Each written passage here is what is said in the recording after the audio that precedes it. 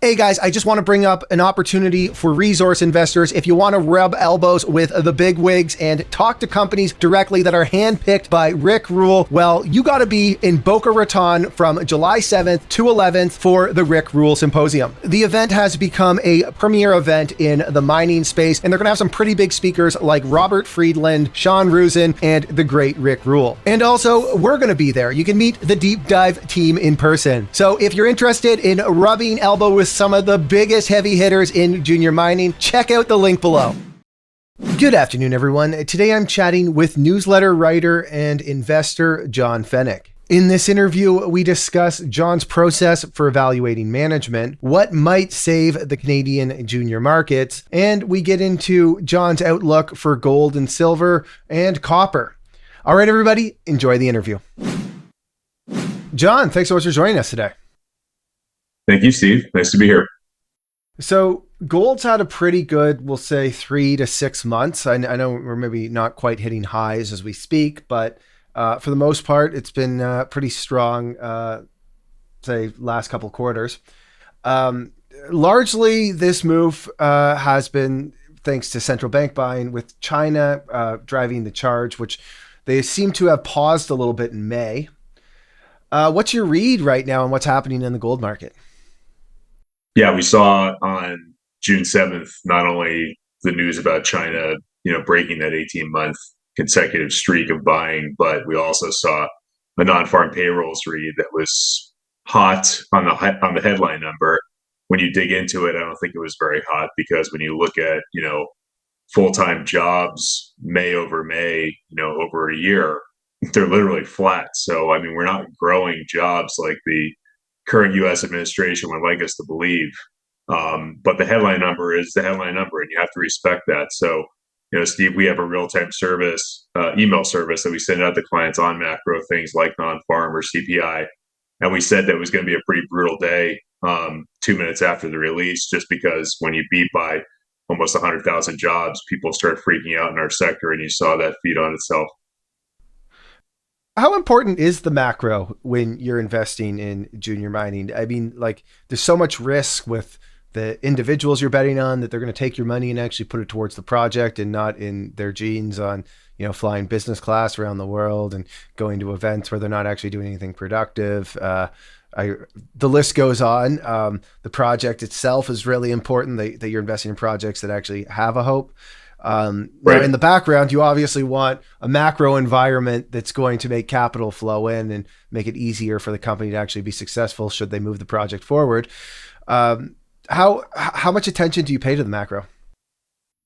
I pay a lot of attention to it. I think the Fed is extremely important to everything mining. And, for example, like when you look at 2020, right, we had that 100 basis point cut on a Sunday, which a lot of investors seem to forget that the Fed can act whenever they want. So if we get the black swan event that so many investors have been talking about, and it happens, on a not, around a date that isn't a Fed meeting, of course, the Fed can act whenever they want. So I think that when you look at the macro last week, Steve, we had Canada cut by 25 bips. We had the ECB cut by 25 bips. And the market loved that, but also the mining market loved that on June 6th, right? And then June 7th, we get the cold water of the China news plus the non-farm news. So this is a choppy market, but to your point at the onset, 2,300 gold is beautiful.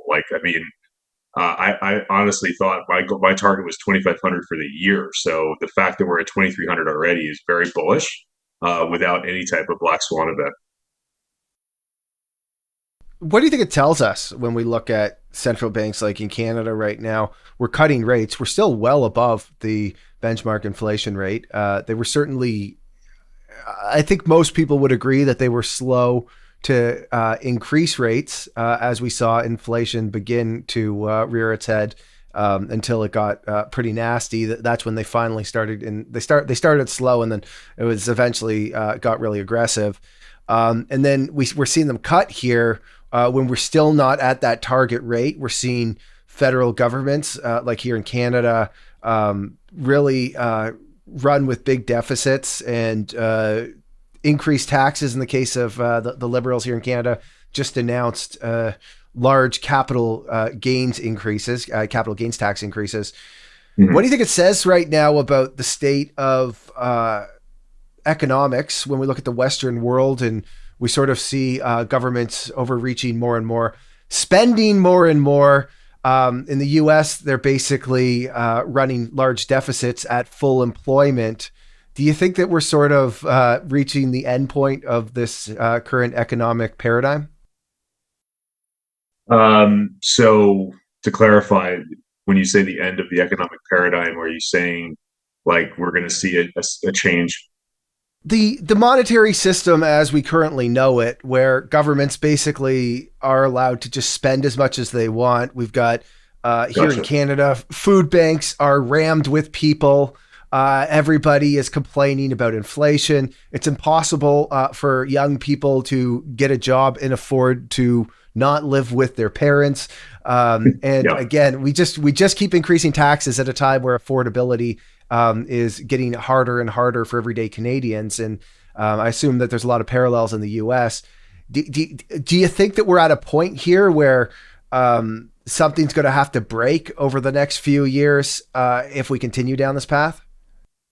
Absolutely. Yeah. I mean, there is going to be something that breaks.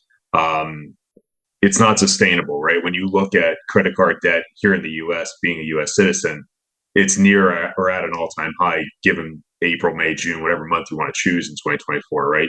That should be telling you something that people are leveraging themselves, right? And this is what happened in 08, 09. People had a good stock market run from the 90s up until 08, and they got over their skis. And then, you have to make a decision, Steve. Do you turn in the keys to your car? Do you turn in the keys to your house? Or do you protect your family? And obviously, most people would be in camp three, right? So you turn in the keys to your car and the house. And I don't think we're that far from that. I think this real estate market globally has gotten insane. Rates are still quite high, right? Like what we saw happen in 2022 hasn't really been dealt with, at least here in the US, right? Cutting 25 basis points in the US this year, which is sort of the current, estimate. If you look at CME's Fed Watch Tool website, which is a pretty good tool if your listeners aren't familiar with that, it basically shows the probability of a rate cut or a rate hike, and it's free. But what it's showing right now is a 2% probability tomorrow, June 12th, a 8% probability July 31st. And now we're kicking the can to September 18th. And that's risky because we all know September, October is when the broad stock market, historically has sold off. And I think we're setting up for a sell-off between September and November for various reasons. And one of those reasons could be the U.S. election, right? I mean, there's a lot of back and forth right now. We don't really know where that's headed. It'll be really interesting to see how it unfolds, but it will create volatility. So, John, something I think a lot about in today's environment is how we've got mines around the world that just are not getting to production due to environmental concerns, whether we're talking about Cobre Panama in Panama, which is owned by First Quantum, which I believe would have been 3% of global copper production and 10% of Panama's GDP, and they still shut it down. As Robert Friedland says, I believe the quote goes something along the lines of, we need 3 major copper mines to open every year for the next 25 years to meet our electrification needs for the rest of the world. So we obviously need a lot more mines opening. There just really aren't. And I can name a whole bunch of other examples of copper mines that haven't been able to get to production. And I can't help but wonder if this means that at some point the prices of copper are just going to have to go absolutely wonky to levels that I know that a lot of the mainstream investment banks don't want to put out there. Like they might be like, okay, ooh, we may hit $6 copper over the next couple of years. But I wonder if nobody wants to allow mines to be built in their countries, and we need a lot of copper to sustain our world, and we're going to have these huge deficits, what's going to happen? Do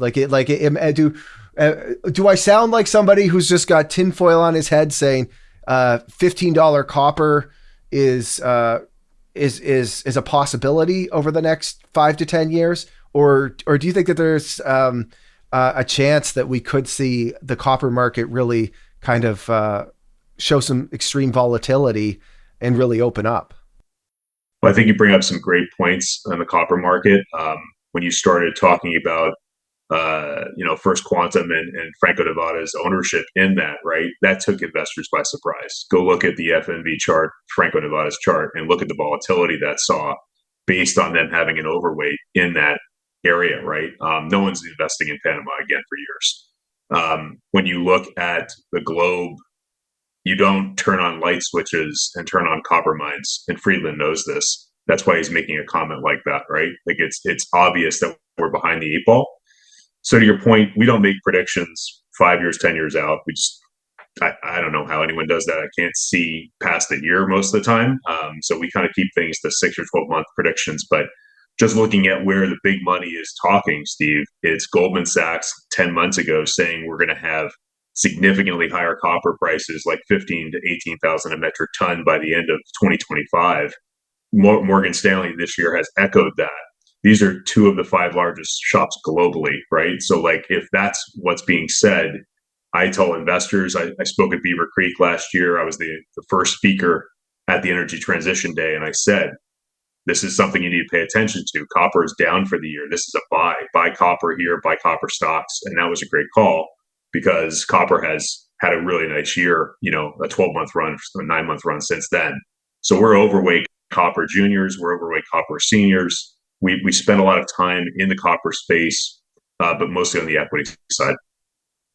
I don't know how frequently you look at copper juniors. I was chatting with Rick Rule last week, and he was telling me that most of the small copper juniors, in his opinion, are, and I'll use the exact word that he used, shit, and not really investable, while acknowledging that we need a lot more copper mines around the world, and we're going to have to make some major discoveries.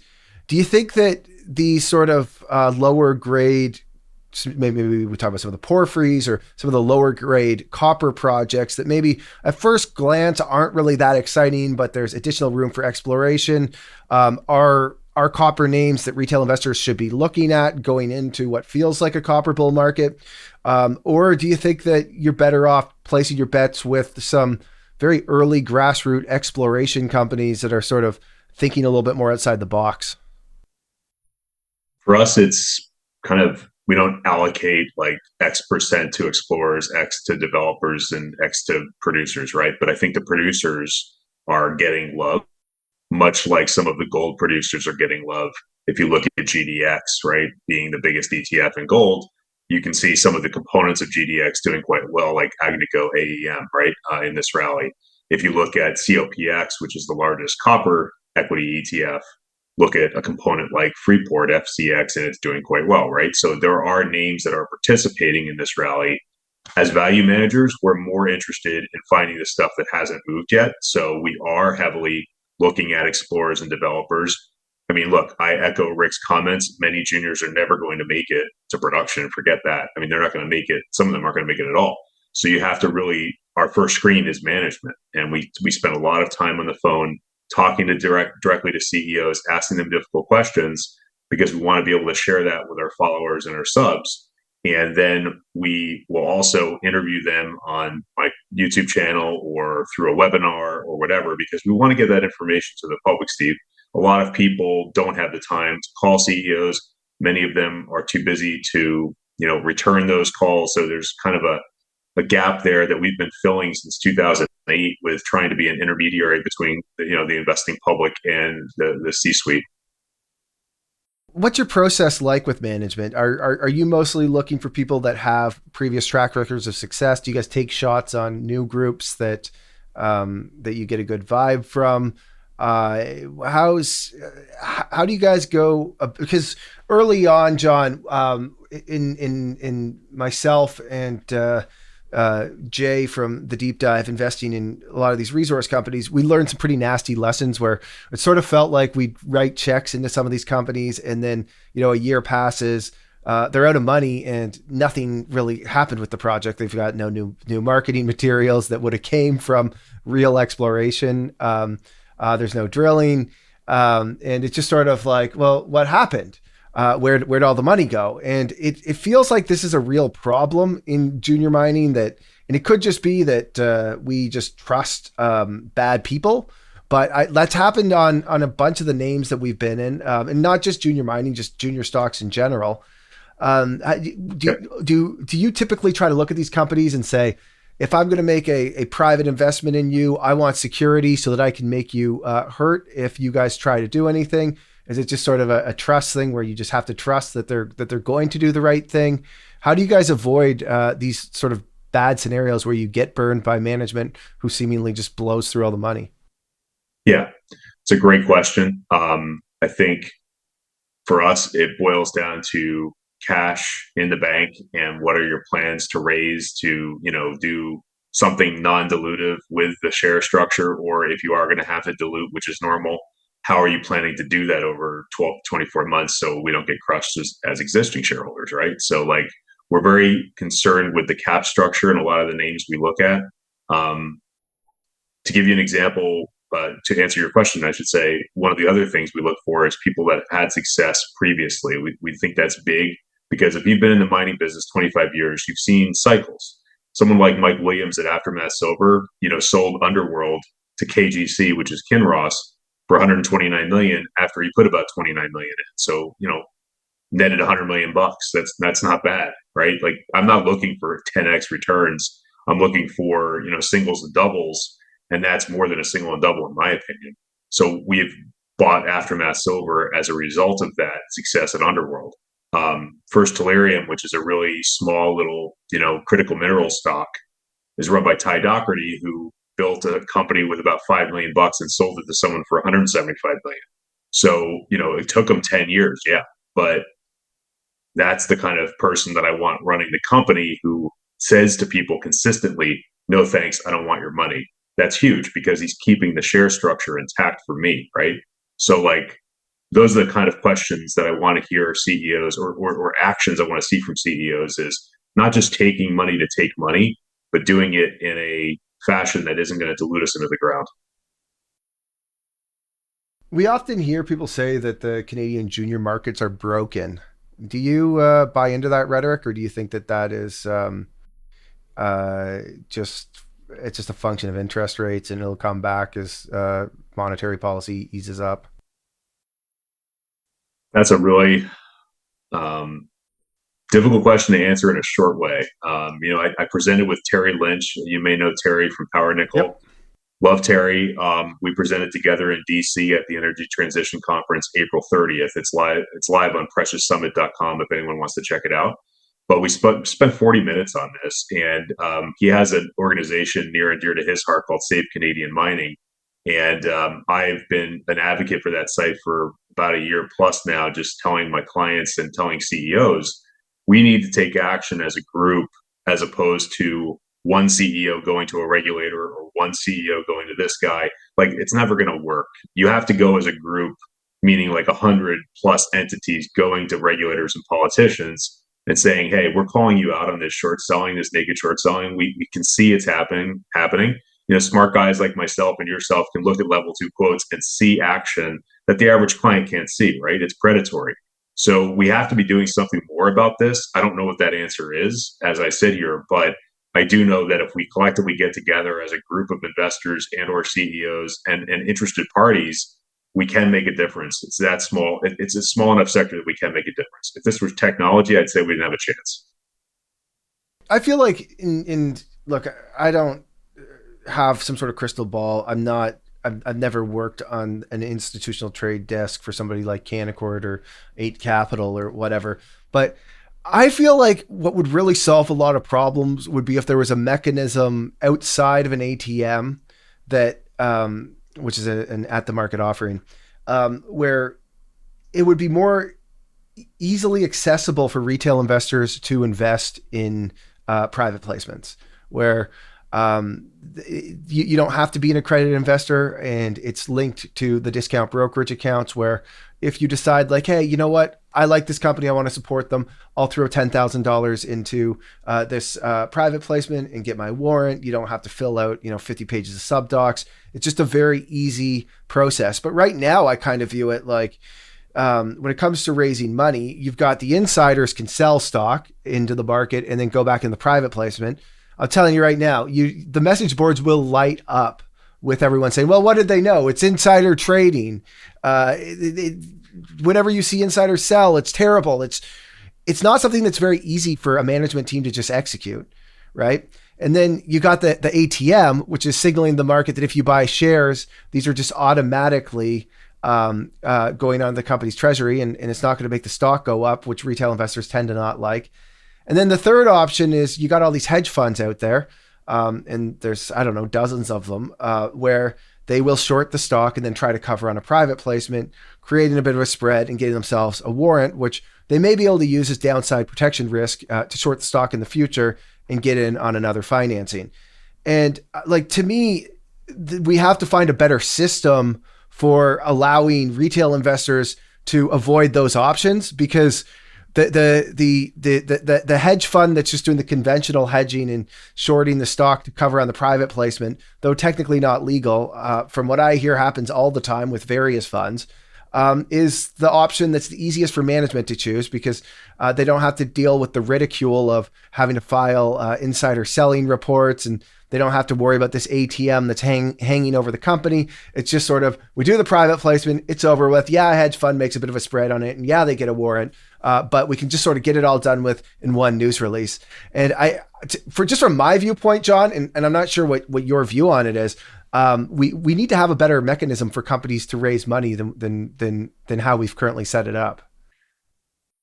You make great points there, but I think it boils down to what you had said earlier, which is we can't have a better system without better operators. We have a lot of bad operators in our sector, and so that's part of the problem, is that banks aren't willing to put their neck on the line for companies that don't have a business plan. I mean, shit, if you look at like presentation decks of some of these companies, they don't even have a path to 2026 in a lot of their decks. And I point out to them, like, you need to be telling investors, like, what is your direction over the next 2 to 4 years? If you're trying to get to production, you better have a slide that talks to that point, right? It's like, we just aren't going to trust you blindly into the oblivion.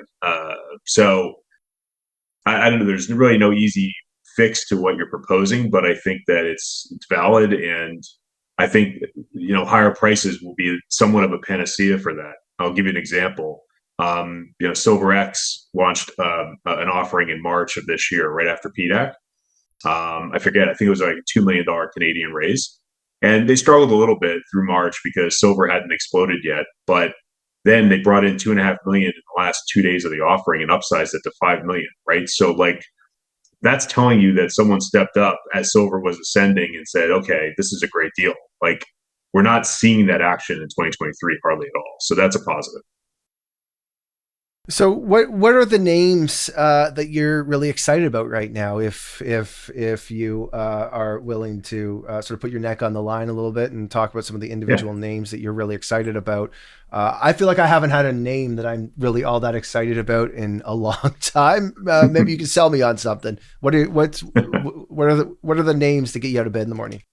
Okay, well, as a commodities newsletter writer, as well as running a YouTube channel called the Commodities Report, I pretty much cover all different sectors of the commodities world. So bear with me, because some of this stuff might be a little obscure. I'm not just gold and silver all day long. I mentioned first Tellurium. The ticker in Canada is FTEL. In the States, it's FSTTF. In full disclosure, we have a position in this. I talk to Ty Doherty on a pretty much every other week basis.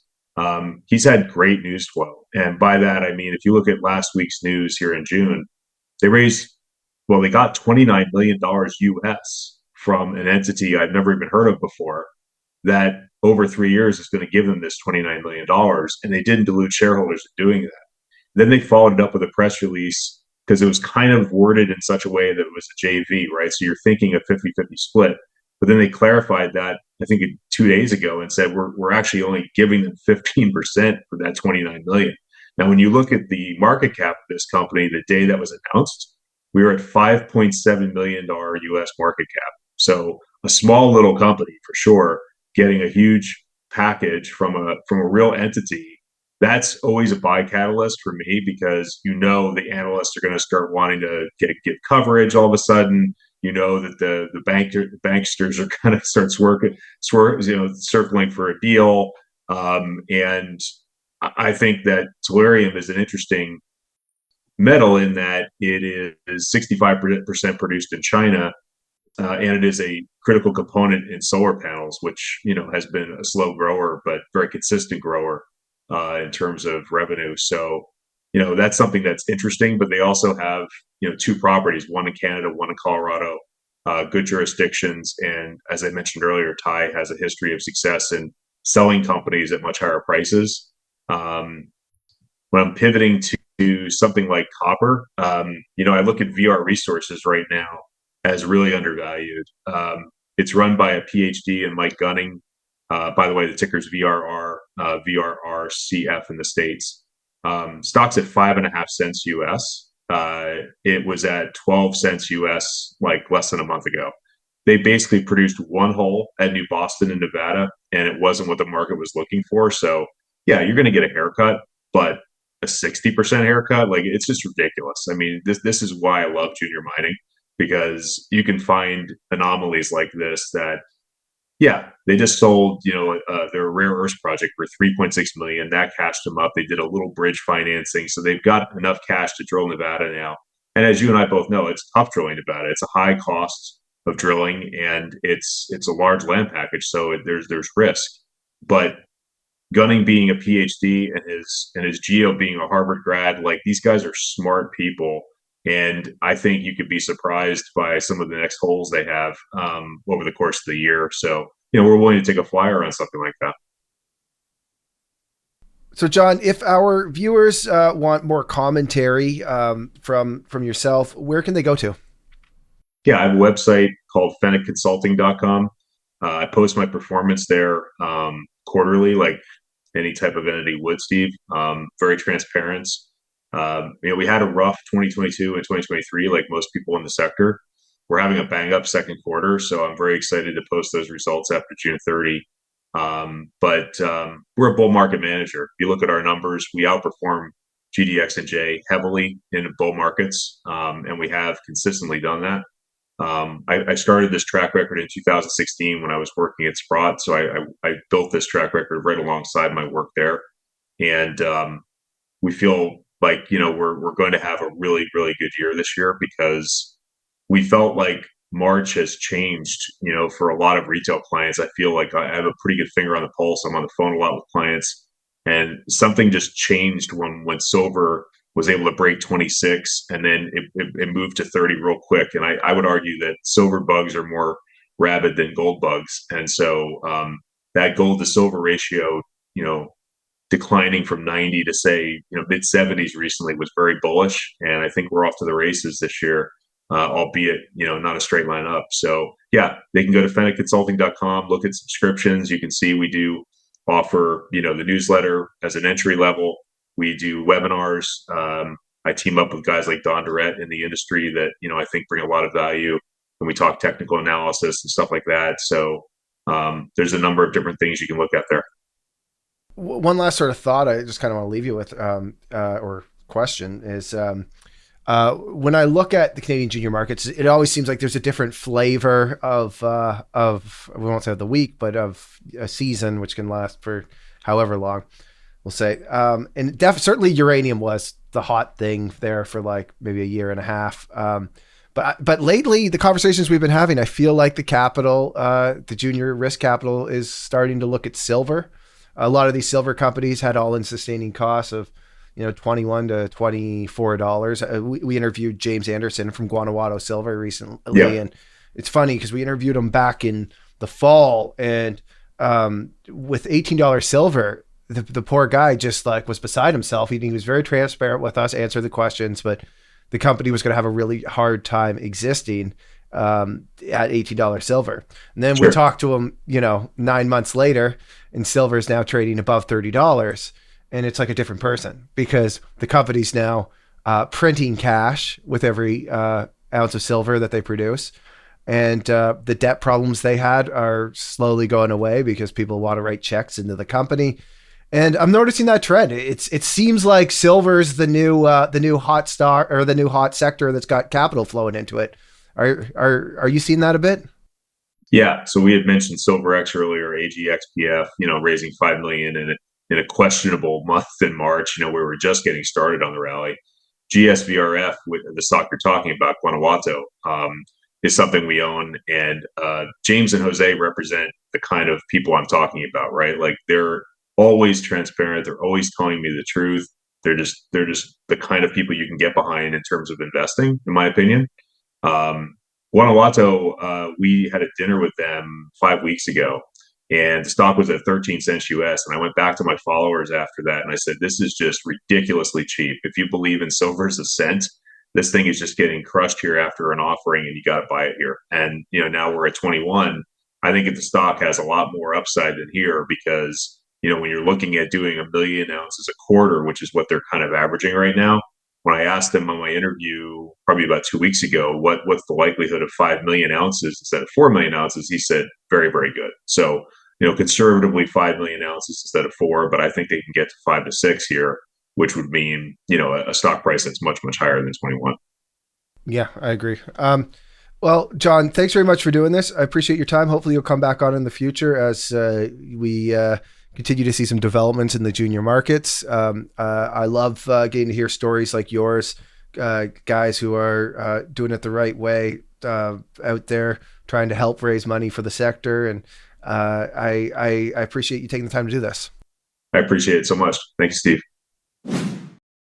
All right, everybody. Thank you for watching. If you enjoyed this interview, please smash that like button, subscribe, and ring that notification bell. Also, let me know what you think in the comment section. Thanks, everyone.